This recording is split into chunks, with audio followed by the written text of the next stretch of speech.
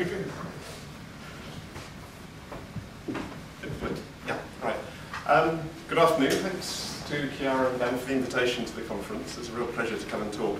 I'm going to talk about social media. Now, before I do that, I'll just give you some background about the museum, just to place it in context.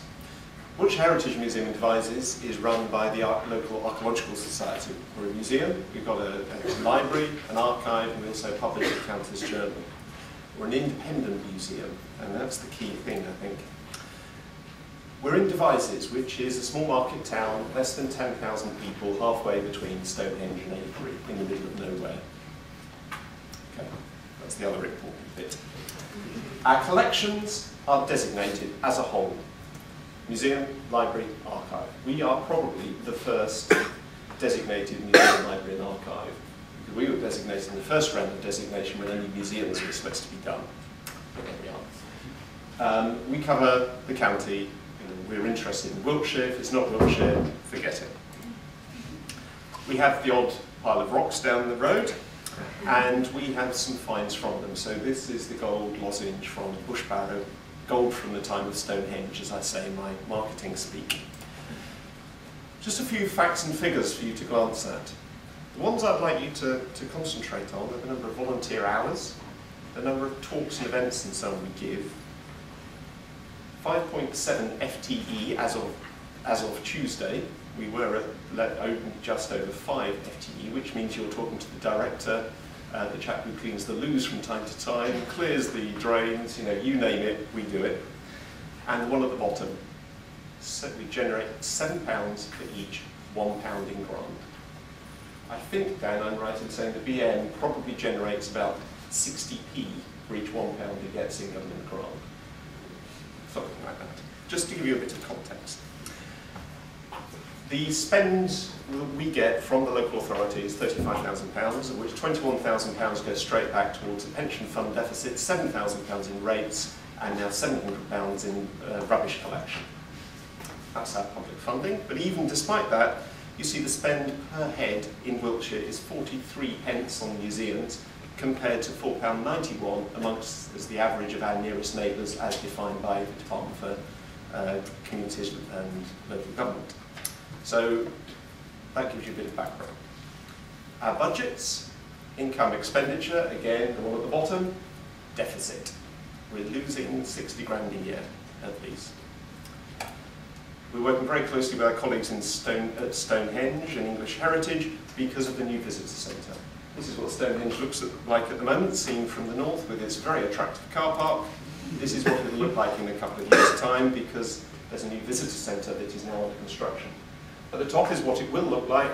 At the bottom is what it looked like about 3 weeks ago, but now they're almost at roof height on constructing the visitor centre. So, it's full steam ahead. Going to open in October 2013, we hope. Working with our colleagues in Salisbury and in English Heritage, we too have plans for new displays that tie in with the new visitor centre. We've got gold from the time of Stonehenge. Did I say that before? Which is a lifeline for the museum. At the moment we can't display it because of the security. We will be able to come May next year. So we're after the odd tourist or two. This is roughly what it'll look like. So that's the background. Losing 60 grand a year, 5 and a bit people. What's the point of playing with technology? Now, when I was asked to do this talk by Chiara, I thought, great, I'll just do the stats of how many Facebook followers we got and Twitter followers and so on and all the rest of it. And it'll be wonderful, but things have moved on, everyone's doing it, and I thought that was a bit dull. But here you are, here are the stats as we were last night, which is quite interesting. We compare that with the number of real-world members.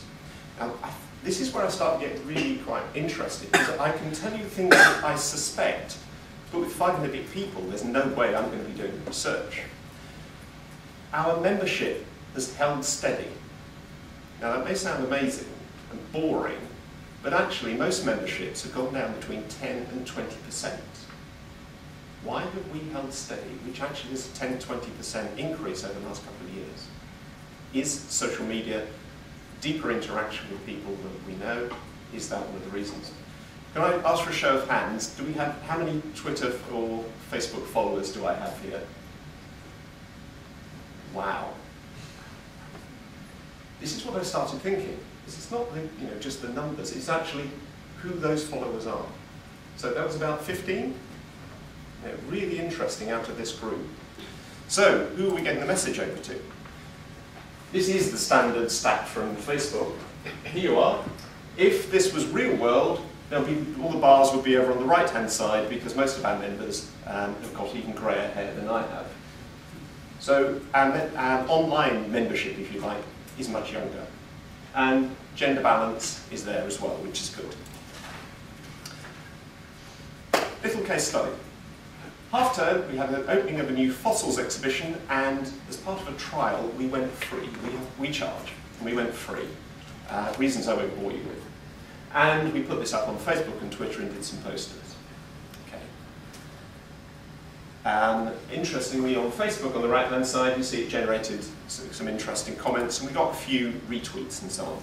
Now, normally we get about, this is the Twitter feed, normally as you can see, this is from Crowd Booster, we get 2,000 to 3,000 people seeing each of our tweets, which is pretty good, but of course you never know how many of those are real people and how many are actually reading them. So it passes across their Twitter feed. With the fantastic fossils exhibition, 5 people retweeted, nearly 7,000 people saw it. Brilliant. But what really struck me is who those some of those people were who retweeted that message. These are 2, but there are actually 3. These are their names. I hope this may be something that we don't tweet. Identifying the guilty. Alan McRae, Mark Smith, and Victoria Barlow. Alan McRae is the Wiltshire Council portfolio holder for culture, 1 rank below cabinet member. So he's actively promoting us, the museum. That means, is he likely to cut us in the next budget round?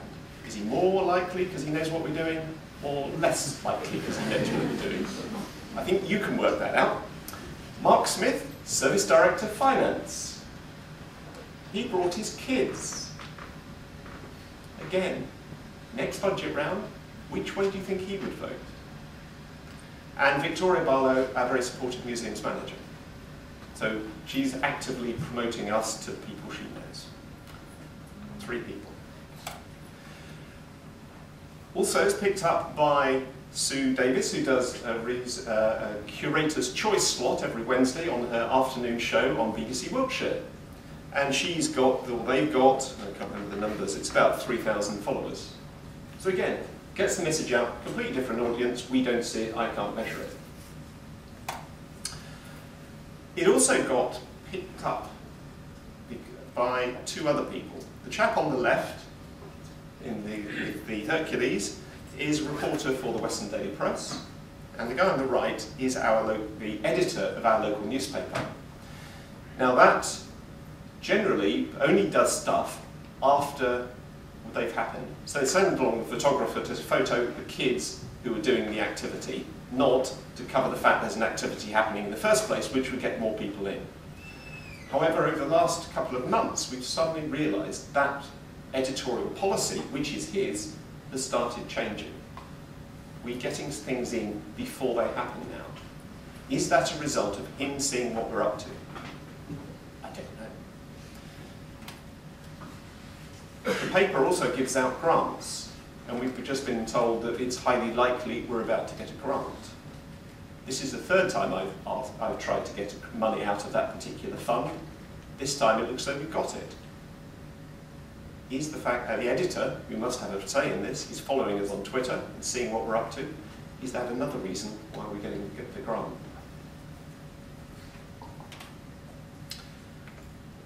Let me introduce Mary Godwin. She is the relationship manager for the Arts Council in the Southwest. So she, again, is seeing what we're up to. She was very interested in the trial we were doing over free admission to see whether we've got more people in and can make more money out of them in the shop and donations. So we've got the Arts Council following. We're also very lucky, we've been awarded 2 lots of funding by the Arts Council this year as well. under the Strategic Fund and the Destination Development Fund. I wouldn't attribute those to Facebook, Twitter sort of thing, but it's about that continuing relationship with stakeholders, I think is, to me, is really interesting, something I hadn't thought of. Taking another step back slightly, we're also on TripAdvisor. And many of you, some of you are students with Tim at Shattle Hall, some of you may in fact be coming to visit next Monday. And one thing I did was, those of you, the students who are visiting, we can't charge you because you haven't got any money. But what I could do was ask you to rate the museum on TripAdvisor. Now, even today, we're number 6 for things to do in Wiltshire. After you guys had visited, first time, we were at number 2, below Salisbury Cathedral. Imagine it. The second best thing to do in the county. Note where Stonehenges. Although I'm poking fun at my English Heritage colleagues or anything. Once the visitor centre opens, it'll be completely different. But we've been hovering between 4 and 8 for the last 12 months. And we're now getting genuine sort of responses. And I think the museum, to be honest, is pretty rubbish. And people still like it. That's because I'm tearing it apart, but they're all. Also, Visit Wiltshire is our local sort of destination management organisation. That's the posh way for saying that their job is to get people into the county for holidays to come and spend money. I got volunteered to be on their online marketing group at the point when they were just looking at redeveloping their website. This is the new website. Note in the middle, this is slightly fortuitous, I did choose the right date, is an event from the museum. Would that be happening if they didn't know about us? Perhaps not in the same way. But something I do know is absolutely, definitely, because I was on Twitter, because I got on the online marketing group, is they've set up a specific page for museums in the county. Unfortunately, it's Salisbury Museum, they choose as the picture, but at least we're credited down the bottom. And we have a museum's presence that we didn't before. And I know that is a direct result of getting engaged in social media. The downsides. How on earth do I say that to my board? All that. Would they believe me? I can tell you the answer to that, and the answer is no. Can I point to feet through the door? A few. Ticket sales of events? A few. Is it enough to justify the time? And the answer is, if it was work time, a very big no.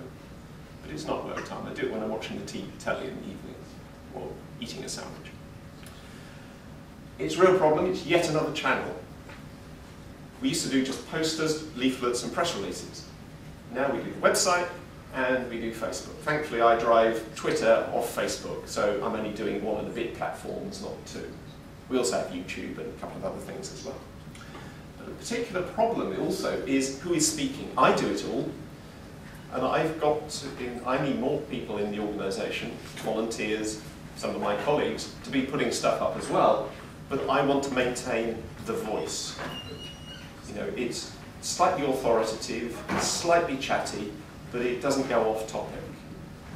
And it doesn't get over-friendly. So it's quite an interesting way of maintaining that view of the organisation.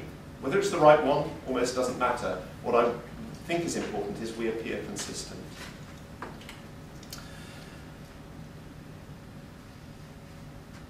What's coming next is going to be really interesting. I talked about our new galleries that will be opening in May 2013. We have some new research evidence from the University of Birmingham, who has studied the collections in great detail, that I won't bore you with. But what I will say is that once that story gets out, it will be a focus of global attention in the same way as the recent axe carvings found on the stones at Stonehenge were. And at that point, social media is critical, because it's going to be our voice. There is no way on earth I can get a press release out to New Zealand, the United States, or Japan to get people from there to come and visit my museum, to pay the entrance fee, to buy the stuff in the shop that saves us from going bust in the next 5 years. Social media is a way of getting to those audiences. Thank you.